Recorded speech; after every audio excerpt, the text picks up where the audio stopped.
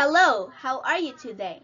I am going to present to you the nitrogen cycle, a part of our environmental science quarter 1. By the way, I am Sabrinjoy L. Ligo, a grade 7 STE learner under Mrs. Amelia A. Lanes.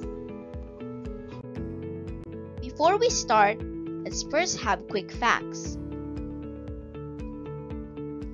We use nitrogen to build proteins. We use it to build each piece of DNA. It's the number one gas in the atmosphere, which has 78%. Where do you find it? Nitrogen can be found in air, live animals, dead plants and animals, live plants, soil, and animal waste. Where else is it found? We can also find nitrogen in oceans and fertilizers. Nitrogen always comes in pairs when in air. We call this atmospheric nitrogen. Animals and plants cannot use atmospheric nitrogen to get their nitrogen. Luckily, there are some kinds of bacteria that can change the nitrogen in the air into forms that plants can use. Animals can then eat those plants so that we can get our nitrogen as well.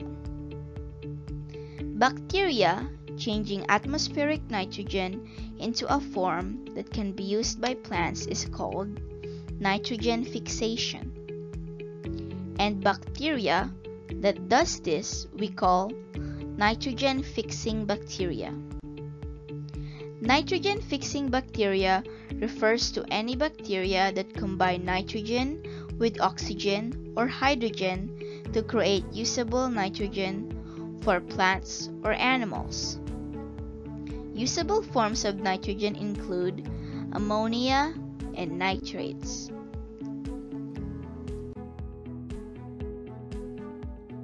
So what's next? Once the nitrogen goes into animals and plants, how does it get out to complete the cycle? Number 1, waste. Number 2, death.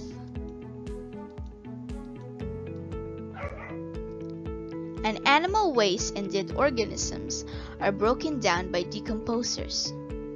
Their nitrogen is released back into the soil. Two things happen from there. It can be reabsorbed by plants. A second kind of bacteria can change the nitrogen back to atmospheric nitrogen. The process where bacteria change usable nitrogen back into atmospheric nitrogen is called denitrification. And we call the bacteria that do this denitrifying bacteria.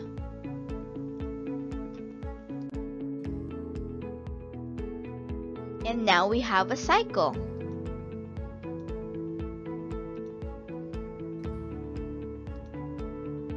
Some kinds of bacteria that can change the nitrogen in the air into forms that plants can use. Animals can then eat those plants. And animal waste and dead organisms are broken down by decomposers. Their nitrogen is released back into the soil.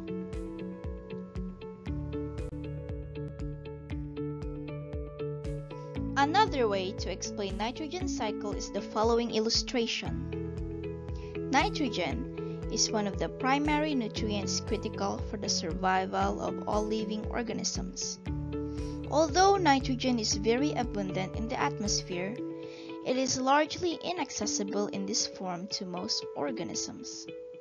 From that, Nitrogen fixation is taking place where gaseous nitrogen is converted to ammonia via biological fixation or nitrate through high-energy physical processes.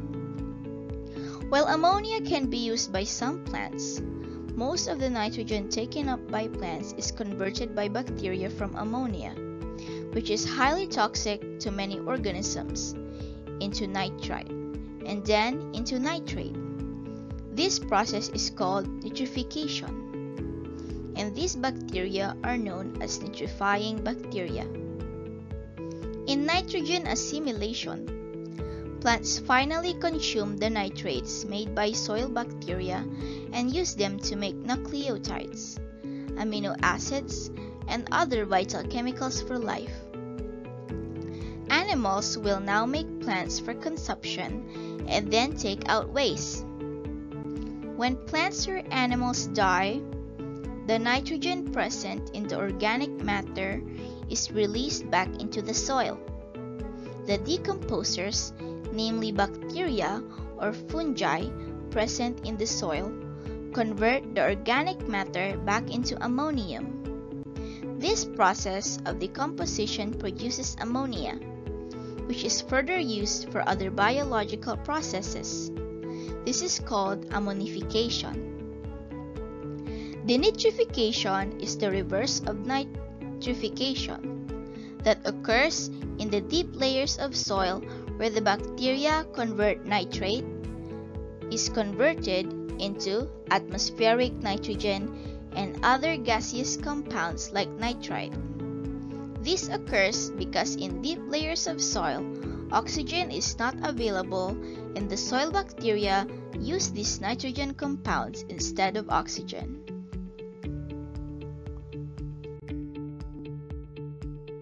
So how are humans affecting the nitrogen cycle?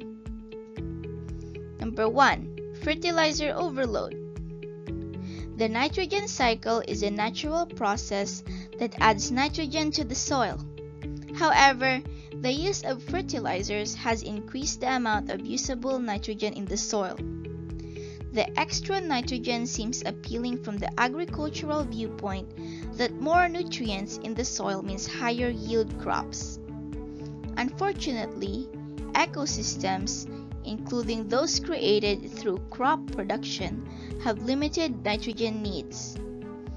Excess nitrogen not taken up by plants and unable to be converted back into atmospheric form by bacterial leaches deeper into the soil and out of the cycle, contaminating groundwater supplies and encouraging the growth of toxic algae blooms. Number 2. Air pollutants. Nitrogen emissions such as ammonia, nitrogen oxide, and nitrous oxides contribute to particulate matter and acid rain. These cause respiratory problems and cancers for people and damage to forests and buildings. Nitrogenous gases also play an important role in global climate change. Number 3. Greenhouse gases.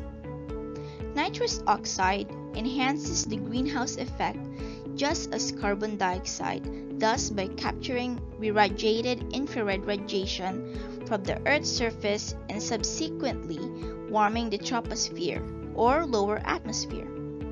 It is chemically inert in the troposphere and stays in the troposphere for about 120 years before moving into the stratosphere, where it ultimately leads to destruction of stratospheric ozone. The atmospheric nitrous oxide concentration has been growing due to human.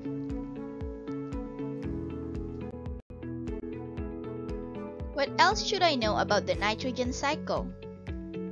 Legumes. Legumes like peas, vetches, clovers, beans, and others grow in a symbiotic relationship with soil-dwelling bacteria. The bacteria take gaseous nitrogen from the air in the soil and feed this nitrogen to the legumes.